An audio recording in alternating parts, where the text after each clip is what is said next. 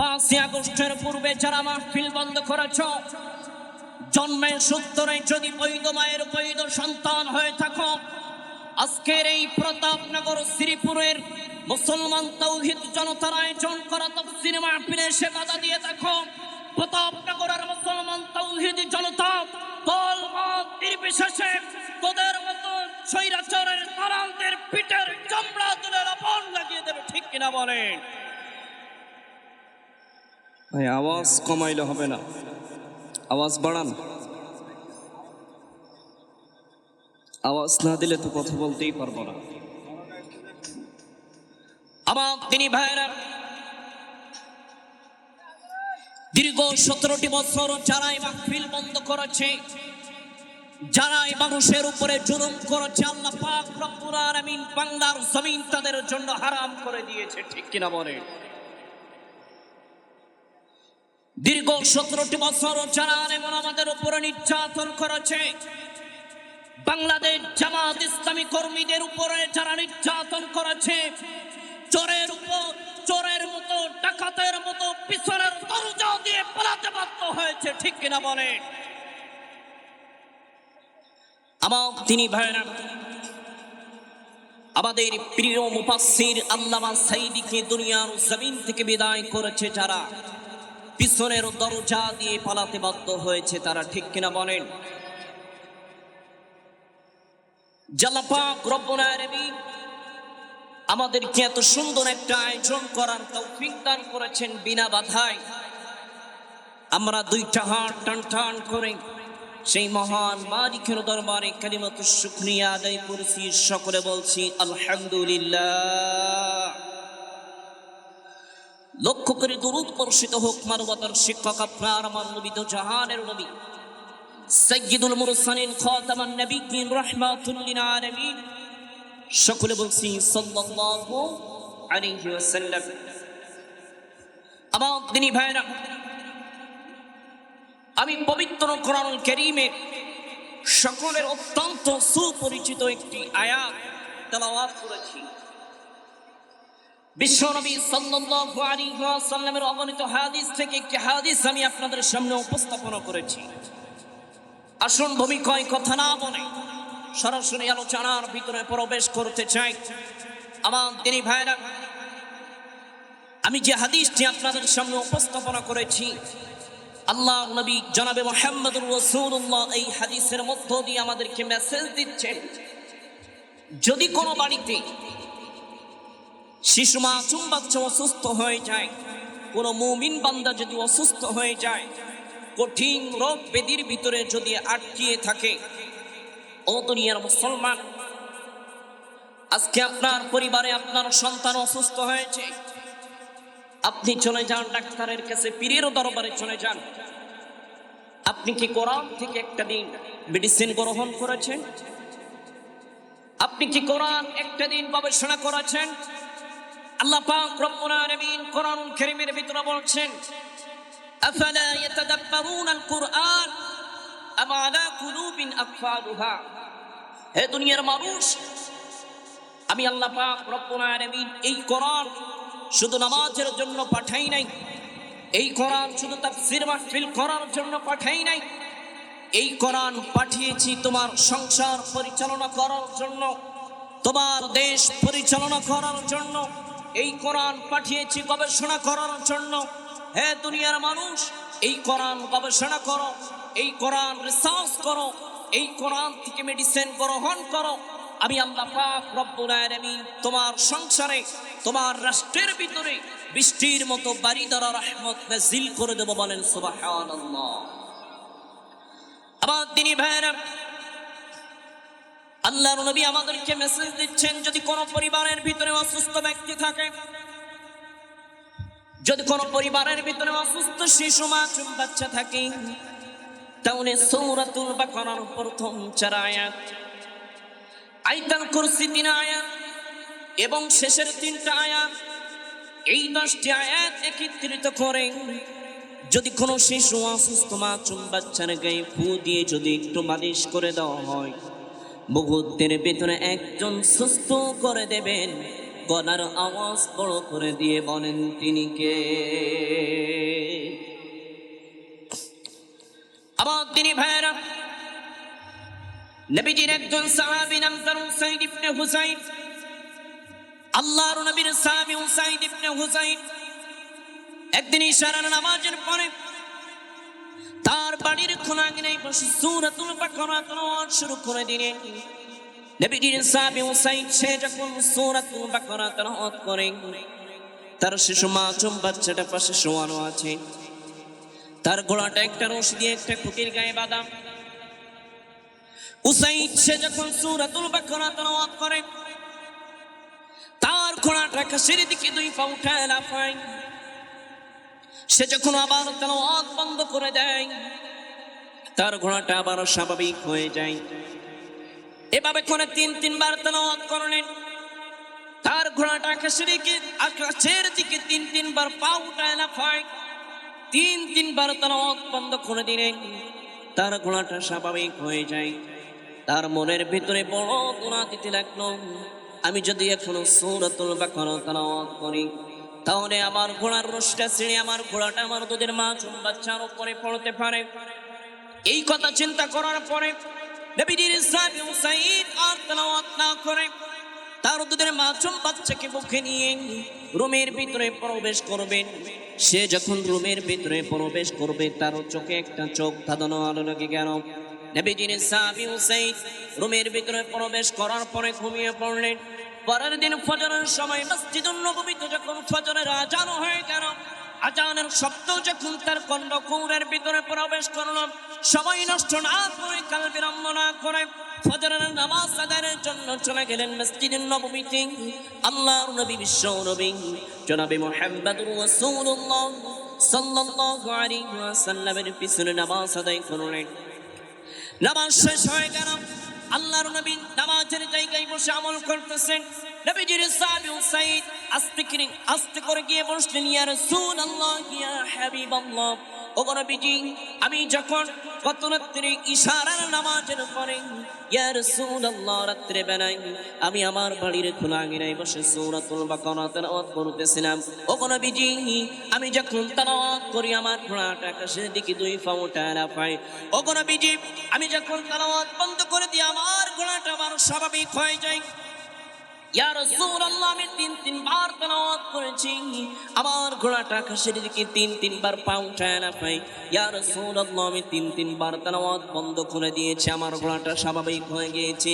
ইয়া রাসূলুল্লাহ, এর কারণ কি আমি আপনার কাছে জানতে চাই।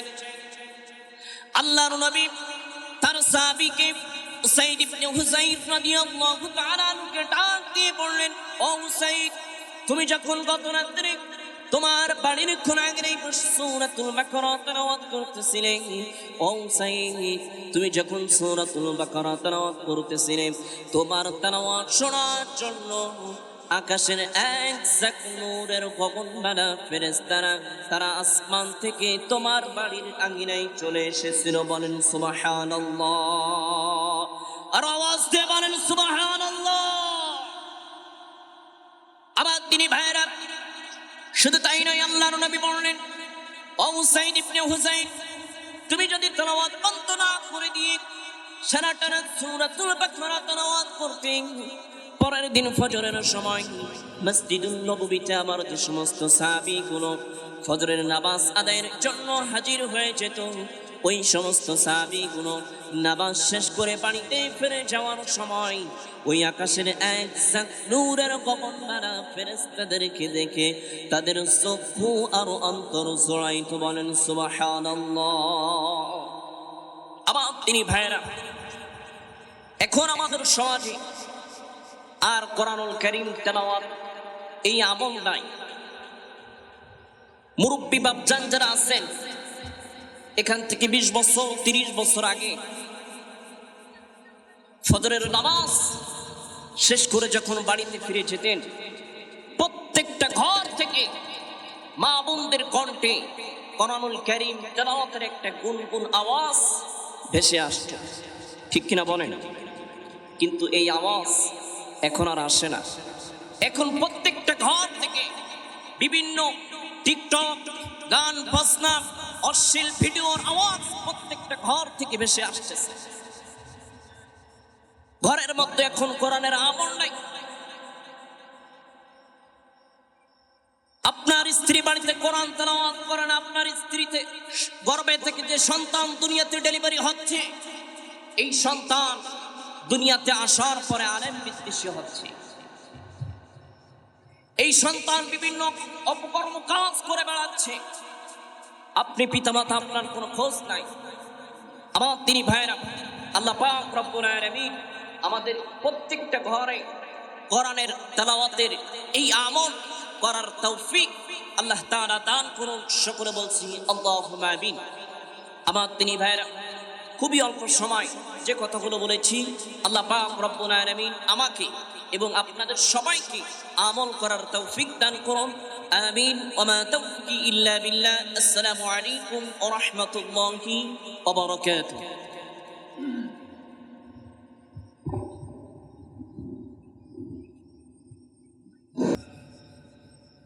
إن الحمد لله بنعمته تتم الصالحات. علم القرآن خلق الإنسان وكرمه وعلمه من البيان ما لم يعلم. فسبحان الذي لا يحصى امتنانه باللسان ولا بالقلم. ونشهد أن لا إله إلا الله وحده لا شريك له. ونشهد أن سيدنا ومولانا محمدا عبد الله ورسوله. أما بعد، فقد قال الله تعالى في كلامه المجيد وفرقانه الحميد: أعوذ بالله من الشيطان الرجيم. بسم الله الرحمن الرحيم. وما أرسلناك إلا رحمة للعالمين.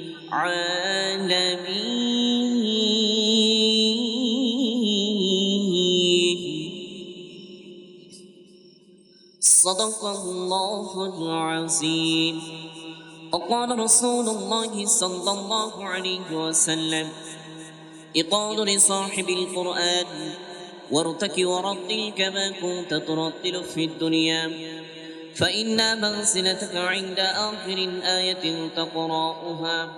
وقال تعالى في شان حبيب مخبرا وآمرا: إن الله وملائكته يصلون على النبي يا أيها الذين آمنوا صلوا عليه وسلموا تسليما. اللهم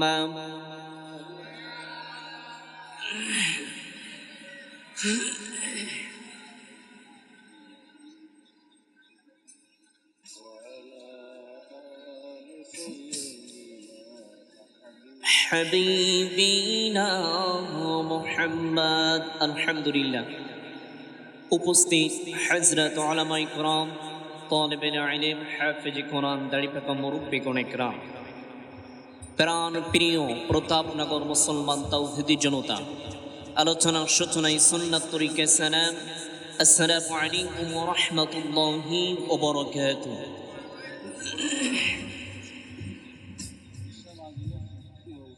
সর্বপ্রথম সেই মহান মালিকের দরবারে কালিমাতুশ শুকরিয়া আদায় করছি, প্রশংসা জ্ঞাপন করছি যে আল্লাহ পাক রব্বুল আলামিন আমাদেরকে জান্নাতি বাগানে কোরআনের ময়দানে বসার তৌফিক দান করেছেন। আমরা সকলে জবানটা ছেড়ে বলছি আলহামদুলিল্লাহ। আরেকটিবার প্রশংসা আদায় করছি যে আল্লাহ পাক রব্বুল আলামিন আমাদেরকে উন্মুক্ত ময়দানে বিনা বাধায়, বিনা অনুমতিতে এত সুন্দর একটা পরিবেশ আয়োজন করার তৌফিক দান করেছেন। আমার তিনি ভাইরা, এখান থেকে 2টি বছর আগে অর্থাৎ 5 আগস্টের পূর্বে এমন একটি প্রোগ্রাম করার জন্য অনুমতির প্রয়োজন ছিল, ঠিক না? সবাই আওয়াজ দিয়ে বলেন ঠিক না? এই তাফসীর মাহফিল করার জন্য অনুমতি নিতে হবে কাদের কাছ থেকে? এক কথায় স্বৈরাচারের চামচা, এলাকার পাতি নেতা, মাহফিল কমিটি, মসজিদ কমিটি, মাদ্রাসা কমিটি, তাদের কাছ থেকে অনুমতি নেওয়ার জন্য তাদের পকেটে 10,000 20,000 টাকা পর্যন্ত দেওয়া লাগছে, ঠিক কিনা বলেন? অনুমতি নেওয়ার পরে বক্তা স্টেজে ওঠার পরে বক্তা যদি কোরআন হাদিসের হক কথা বলেছে, ইসলামী আন্দোলনের কথা বলেছে, বক্তাকে কাউন্টার দিয়ে কুত্তা বেড়ালের মতো আচরণ করে বক্তাকে স্টেজ থেকে নামিয়ে দিতে পর্যন্ত বাধ্য করেছে, ঠিক কিনা বলেন? আবার তিনি ভাইয়েরা,